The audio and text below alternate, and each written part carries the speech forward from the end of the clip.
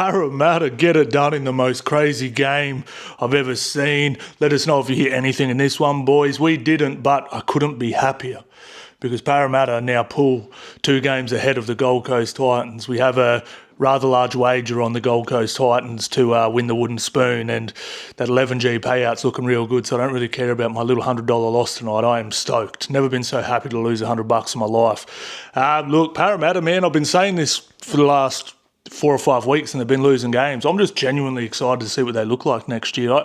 I'm convinced Rylesy can coach. They just look, so, even defensively, like there was large chunks of that first half even where Broncos had a bit of possession and they just look comfortable in control and defence. I'm not saying they're like the Bulldogs or Penrith or anything like that defensively, but they look comfortable and in control, and it's good to watch, man. And there's some of these young ones coming through. That Tuivasa, mate, that's the longest minutes I've seen him play, and he looked great, man. He was one of the first ones down there on the kick chases, making heaps of cover tackle. He looks like a real good player, man. And how good was it to see Mitchell Moses kick to Zach Lomax? Like, that's all when they signed Zach Lomax, I was like, how good is this? We're going to get to see that every week. And was this the first time we've seen it? Or maybe once or twice earlier in the year, but it was just great to watch, man. And just onto the Broncos, man. Look, I don't think like that's not terminal or anything like that.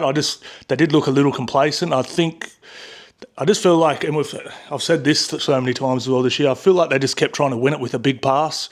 You know, instead of being patient, just going through the middle and, just doing all the hard stuff. You know, it just looked like they were just trying to throw a cutout ball, trying to go around them, do all that sort of stuff. Didn't look too potent through the middle at all. I just want to see them play more direct. But anyway, that's the first look at their spine. I'd give it probably a D or a C+ at best.